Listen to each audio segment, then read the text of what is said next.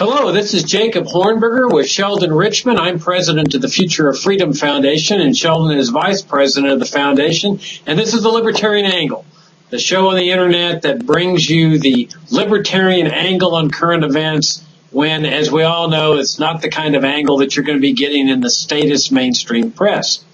Sheldon, okay, you've sent us an op-ed today about the Iraq War. We're looking at the 10-year anniversary. Give me the libertarian angle on what's going on there. Well, what I focused on in the op-ed is the way that the news media, by and large, handled the run-up to the George Bush invasion and occupation of Iraq. It's a very interesting story.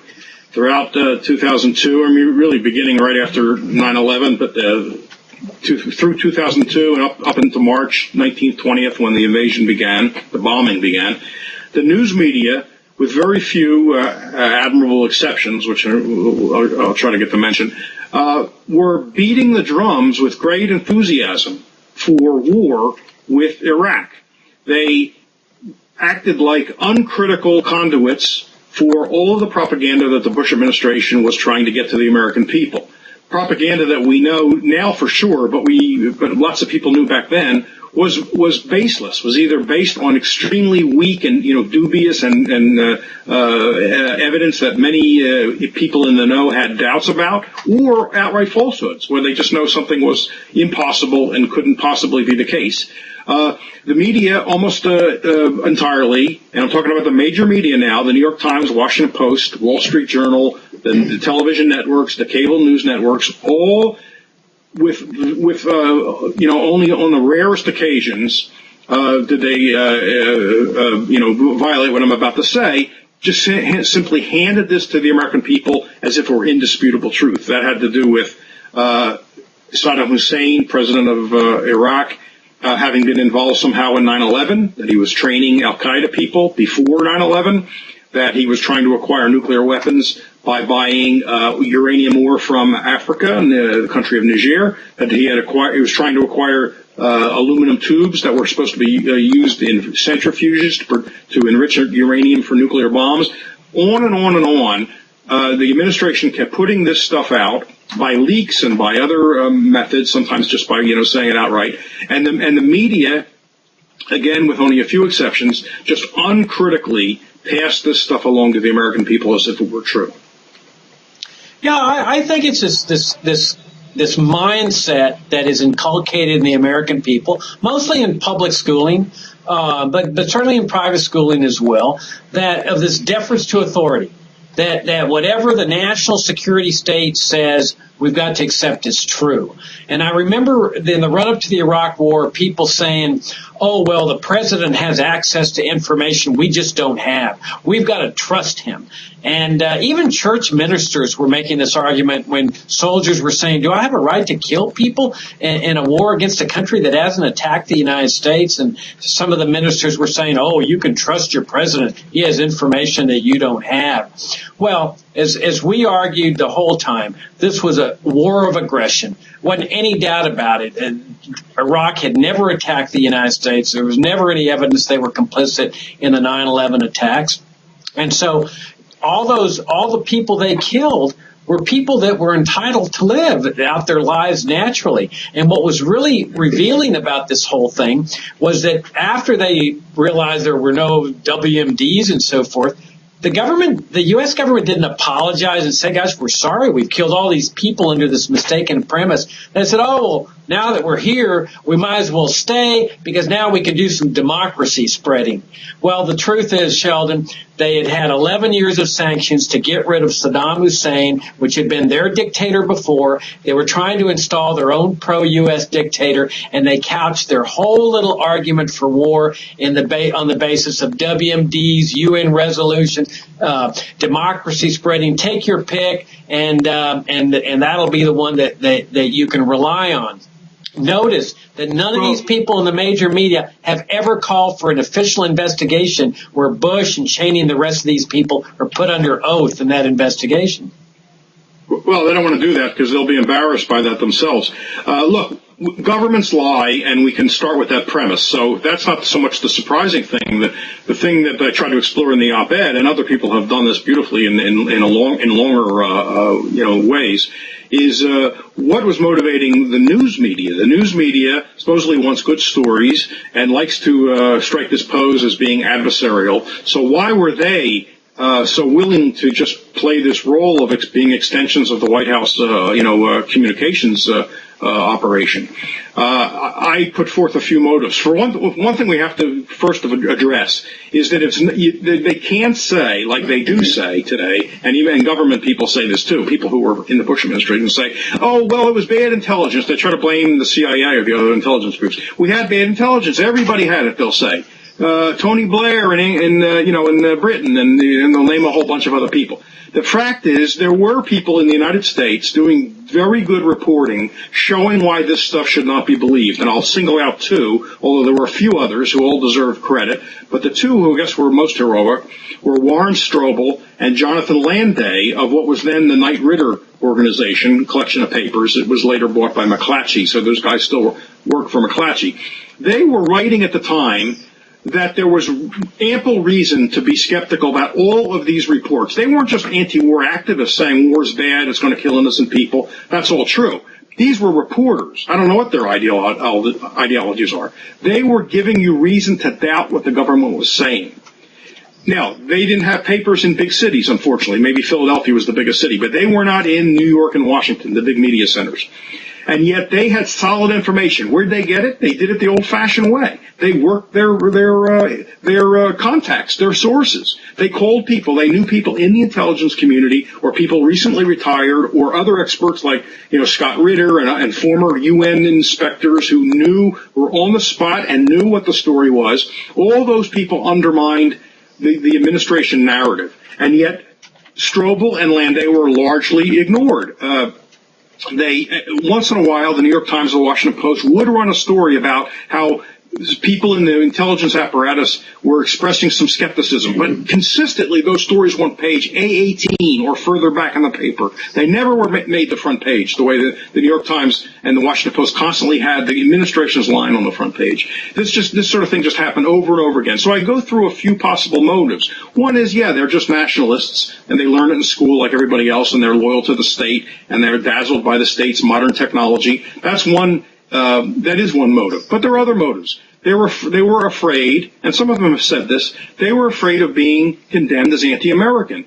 We know that there's a smear campaign, smear factories operated by right-wing media watchers that will go after anybody who's war in the media and try to paint them as hating America, loving the enemies. It happened in 2002, 2003, and they feared it. So a lot of them didn't want to do that. A lot of them were just afraid to be out on a limb opposing the administration, because there's this groupthink, there's this herd mentality, or what's sometimes known as pack journalism.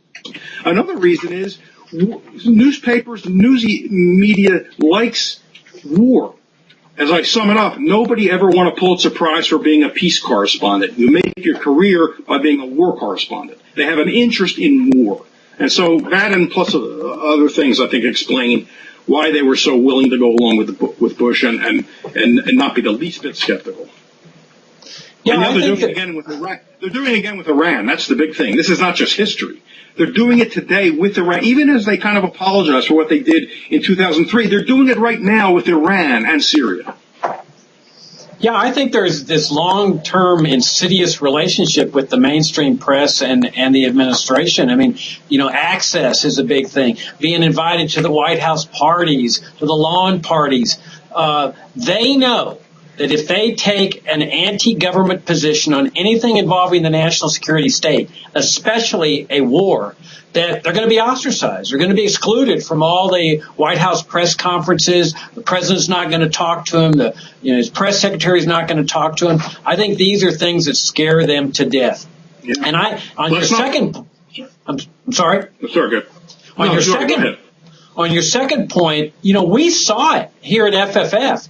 that we were opposing the invasion of Iraq before it happened, and I have never seen more hate mail flooding into this foundation as I did during those days. It was incredible. All the nasty stuff. Oh, you love Saddam Hussein, you love terrorists, all the nonsensical stuff, because people couldn't think rationally. They couldn't think in terms of principles, that this is simply morally wrong to be killing people based on a false premise, which was, to me, so obviously false it was laughable. And then this cost-benefit analysis where, it's okay to kill this number of people, any number of people, to bring the survivors democracy. Well, they couldn't understand that. And I think, history has clearly proven us right. There's a few people that were the neocons and the interventionists that are trying to claim that this has been a big success story. But as I often say, not one single one of them in 10 or 11 years has dared to take his family to Iraq on vacation, and he still won't. And the same applies to the members of Congress and every single federal official. Well, let's remember that the bringing freedom to the Iraqis was something that they started to cook up when, after the fall of the regime, unearthed no WMD. They didn't not try to sell this war to the American people on the grounds that we have to bring democracy to Iraq. If they had done that, there would have been no public support, I'm sure. In fact, later on, some of the extra administration people, I forget who it was exactly, might have been Wolfowitz, said they settled on the WMD because they thought that was the most saleable angle that they could get the American people to buy. Well, sure, if you think about all the things they could say that we don't want what was the expression? We don't want the smoking gun to be a mushroom cloud, which Bush said, and which Condoleezza Rice said, and which was written by a guy who later became a Washington Post syndicated columnist. That's what they picked on. They only changed the grounds, they moved the goalposts or whatever expression we want to use, when weeks went by after Saddam's government was gone, and they didn't come up with one vial or one piece of equipment that suggested WMD, which means all the people who were skeptical in the beginning were right. And yet we don't hear apologies. And remember, George Bush you talked about the incestuous relationship between the media and government. Don't forget I forget exactly what year this was, but George Bush spoke at the annual Washington Correspondents' Dinner, which is a night of merriment and fun making. They usually have a comedian who's the MC. What did Bush do? Remember, he showed pictures of him looking for the WMD under the couch in the Oval Office and behind a closet door. Remember that joke he made? And everybody laughed in the room. He was making light of the fact that, I'm still looking for WMD, like under the bed and, behind my desk and all. That's what it's all about. They talk about the media being the fourth estate, and in a sense it is. It's another branch of the government. Yeah, the president was making light of the fact, despite the fact that all of these people had been killed. That's what was amazing to me, is that you had any number of Iraqis being killed, and then you had the Iraqis that got Abu Ghraib there in the prison by U.S. forces, and then he's making a joke out of the fact that, where are these WMDs? Where are these WMDs when all these people are dead? And you see, the assumption of the press has always been, this was just an honest mistake. And the proponents of this war, it's just an honest mistake. But what's fascinating is that none of them ever have called for an official investigation where you subpoena Bush, you subpoena Colin Powell, you subpoena Cheney, you put them under oath, and you determine whether this was really an innocent mistake based on faulty intelligence or whether it was a deliberate lie. My hunch is it was a deliberate lie. The sanctions had not worked for 10 or 11 years. They had been trying to get rid of Saddam Hussein from the get-go. And they had failed to do that, and people were riled up because hundreds of thousands of Iraqi children had been killed by the sanctions, and so 9/11 provided the perfect excuse. They knew Americans were scared. They knew Americans would go along with anything they said with respect to WMDs, and they invaded the country and killed any number of people. And they were willing to kill any number of Iraqis, and later in the name of bringing them democracy. This is absolute moral abomination. Well, the media have no incentive in any kind of investigation because they'll look bad too. Because we know, because of the reporting of the Knight Ridder people and other people, they had on the record intelligence, current intelligence people, but also recently retired ones and people who were deeply involved in UN inspections, saying, we know there are no WMD, that they were all destroyed right after the 91 war, the Gulf War, and that there was no way he could have reconstituted it. Don't forget, there were 10 years of sanctions after that. There was no way he was able to reconstitute nuclear or any other kind of WMD operation. It would have been seen if he had tried it, even if he had gotten his hands on the things he needed. Scott Ritter was willing to go on television, but they played this trick. The cable stations would not bring on somebody who was skeptical about war. I don't mean an anti-war activist. I mean someone with knowledge that undermined the case for war. They would never bring that person on alone. That person always had to come on with a pro-war person so they would be constantly challenged. But pro-war people were often brought on by themselves and were not challenged. So and it's happening with Iraq today. Iran today. Look at the news coverage of Iran. I can't remember when I've seen someone on MSNBC, and certainly not Fox, who say, look, there's no reason to think Iran is building a nuclear weapon. They, the intelligence agencies of the U.S. say 2003 they scrapped any program they had in 2003. They undergo inspections all the time. There's a fatwa by the Ayatollah against weapons of mass destruction, which he has repeated many times. There's all these reasons, and there's all kinds of good intelligence reasons to doubt it. I can't remember anyone being on TV recently saying that. The assumption is, no, they're building it, and therefore war may be a necessity. It's the same thing they did in Iraq. It's just unbelievable that they're doing the same exact thing. And very few people are saying, do you see what you people are doing? How many people are going to have to die in an Iranian war before you people come on TV and say, gosh, we're really sorry about that. We didn't really perform our job. Well, that's what they're saying now about Iraq.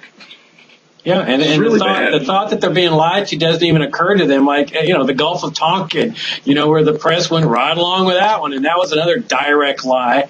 And as you point out, now we're seeing the same old nonsense with Iran and the same fear. I mean, let's face it, fear is the coin of the realm in the national security state. If they've got to keep people from questioning this Cold War national military industrial complex, the CIA, the national security state, and so what do? They incite all these fearful scenarios, and of course it's all a bunch of bull, but people continue falling for it. Hey, but I want to talk to you about another subject that I think is absolutely fascinating, and that's the situation that's happening in Cyprus. I mean, here you have the case where Greece is much like the United States, out of control spending, out of control debt.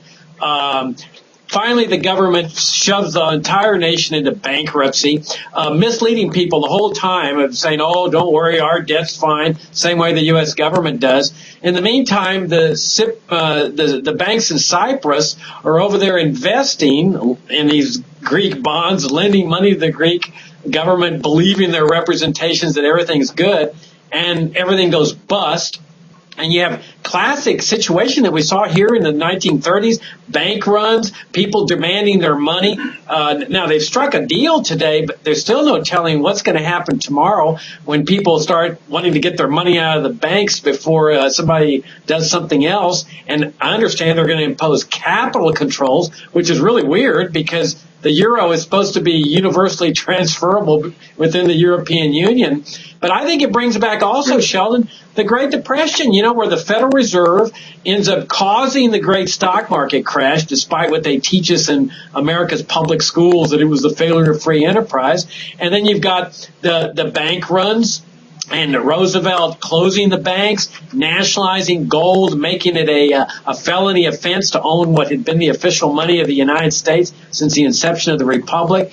I mean, I think this whole situation is quite fascinating. Oh, I agree. It is. It shows you what a government banking partnership and cartel really, brings you to eventually. More and more controls. It's sort of like Ludwig von Mises pointed out that regulation can beget regulation, because the first regulation creates a problem, and then you have a choice. You can either undo the regulation, which politicians never want to do, or you can pile on a new one which is which they say is designed to treat the problem that was caused by the first one. Well, we have layer upon layer upon layer of regulations that create this government banking complex, which is totally intertwined with the whole economy, which means government debt, government spending, because the banking system will be very steeped in government debt and government bonds. That when it begins to crumble, everything begins to crumble. The banking system is shaky. It's happening. It's happened here. We saw it with the 2007, 2008 recession through 2009. And it is reminiscent of things that happened in the Great Depression with the government, declaring a bank holiday and saying, turn in your gold. They were going into deposit boxes to take people's gold when they wouldn't surrender it. Yeah, it's scary stuff, too, to think the government can just say, which is what they were going to do in Cyprus originally. They did some public outcry caused them to modify this, but they said simply, well, we're going to take just 20% of everybody's savings deposits. It didn't even have to go in front of the parliament. Even this plan doesn't have to go to the parliament. So so much for even democracy. Doesn't even have to be voted on by the alleged representatives of the people. Yeah, and one of the fascinating parts of this thing, or kind of humorous, is that they suck people into putting their money there by saying that your deposits are insured up to 100,000 euros or so. And so you got full insurance, except for the fact we're taking 20% of your money to help fund the debacle here. What a charade. A lot of people are not familiar with what the real pure libertarian case is in this whole area, Sheldon. Would you talk a little bit about, Milton Friedman's concept of how a stable money supply versus a gold standard versus what Friedrich Hayek called the denationalization of money? Kind of give the libertarian case in monetary policy? Well, yeah, there are a lot of variations. My own what I think is the best approach, and I think to me it seems to be to most satisfy the libertarian criteria, is just free banking, which is what Hayek had in mind when he talked about competition in currency or the denationalization of money. The problem with the gold standard, as people often mean it today, especially conservatives, is that it would be a government-enforced gold standard. Government would, anoint gold as the money. Gold has a lot of virtues, and gold, it seems to me, is going to play a role in any market money system. But that doesn't mean we want the government to anoint it as the money.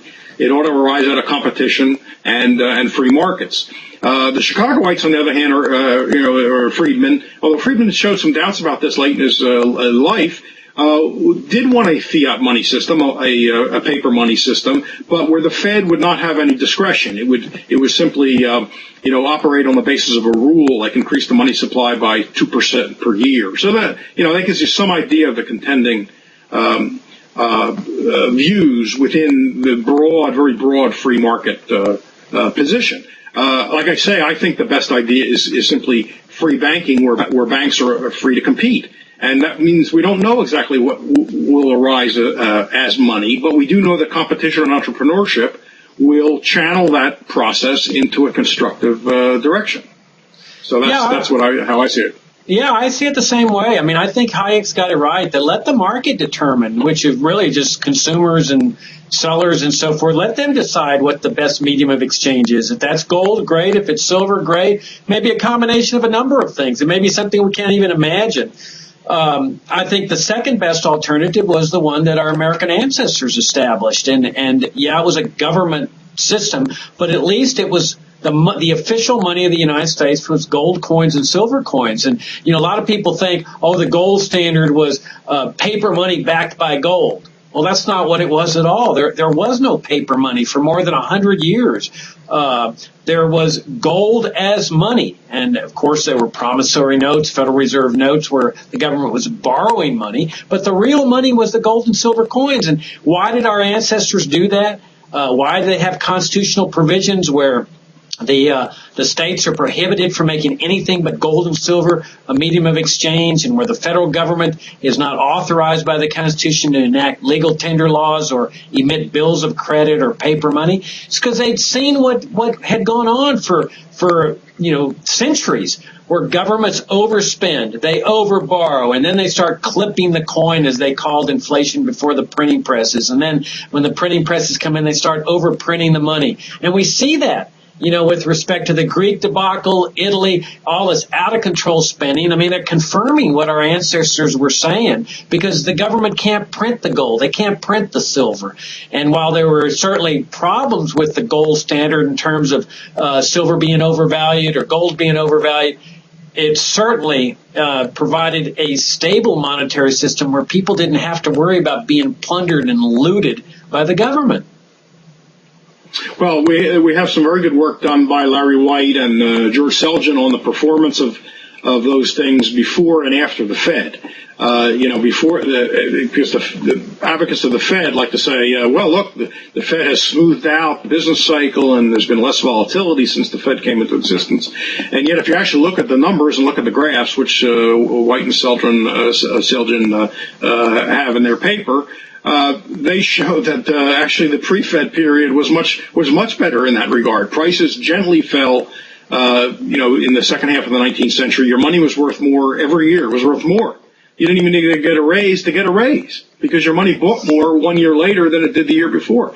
Quite the opposite. The dollar in 1913 is worth 5 cents today, something like that. That's not an exaggeration. That's how much it's been depreciated. So the Fed's record, just by the sheer numbers, not ideology now or philosophy, the Fed's record is horrible. It's absolutely terrible, and that's not even counting the 20s, because yes, the Fed did give us the stock market boom and then helped to give us the crash, but they like to exclude the Fed defenders will say, well, don't count the 20s because the Fed was new. It only opened in 1914. So those were practice years. But even if you cut those out, which is what White and Selgin do, even if you cut out the so-called practice years, the record is horrible. There's no grounds for keeping the Fed, even just empirically, just looking at its performance versus the pre-Fed period. Yeah, my feeling is that the primary purpose of the Fed is just to accommodate the enormous debt that the government continues to accrue to pay for the welfare warfare state over a long period of time, decade after decade after decade. Now, you may be able to point to, this particular year or this particular administration where you had a balanced budget or revenues were exceeding expenditures, but overall, when you look at from 1913 or 14 all the way up to the present day, I mean, you have this history of constant inflation of the money supply, debasing the currency, plundering and looting people, especially the poor people, the people on fixed incomes and so forth. And as you point out, the value of the paper dollar is worth about a nickel compared to what it was back then. And that's not just some, result of how history moves. This is a direct consequence of Federal Reserve policy, and it just enables these politicians to continue plundering and looting people in a very surreptitious manner, so that they don't have to go and raise taxes. They just give the signal, start printing the money, and who do people blame? They blame the grocery store owner or the gasoline station owner. Oh, they're raising their prices. OPEC, they're gouging the public, when they can't see that really what it is, it's the value of their paper money that's being debased, and this is the way the politicians and bureaucrats are looting them. Right. No, that's right. Like I say, if anybody wants to look up the paper, just Google, Fed report card with Larry White and George Selgin. You'll see the numbers and you'll see the graphs. It's just so stark about how bad the performance is. And Friedman later in his life, like I said, began to have doubts about it. The other thing is, of course, the idea that you're going to keep a government agency to sticking to some rule, even if a rule was a good idea, you can't count on it that they'll actually honestly stick to it. And the other problem, the most basic problem, aside from any bad motives, but we don't need to even talk about them having bad motives, is they can't have the information. They can't know what you need to know. They are central planners of the monetary system, and central planners never have access to the knowledge that you would need to rationally plan. So it falls, the case for the Fed falls just like the case for central planning generally falls. Yeah, it's Hayek's concept of the fatal conceit. that you've got this little board of officials that pretend to know what the ideal amount of money it should be in a society as complex as the United States. I mean, it's absolutely incredible. And I mean, it's what Ludwig von Mises called planned chaos. They often accuse us of the market, defenders of the market, of, there'd be chaos in the marketplace. Well, absolutely not. I mean, you've got people making decisions and calculating in the private marketplace. They're seeking their own self-interest, and they're coordinating their activities as compared to government that's interfering with the price system, interfering with signaling, pumping up these bubbles, as we've seen with the housing market and as we saw with the stock market in 1929. It's all just planned chaos. It's a catastrophic way of life. Crises after crisis after crisis. Agreed. But faith in the power of government and the wisdom of government and the benevolence and the knowledge is just it dies hard. People don't want to give it up. It does. Well, that's the Libertarian Angle. Sheldon, our time is up, and thank you for joining me on the show again today, and thank you all for listening in, and we'll be back with you next week with the Libertarian Angle.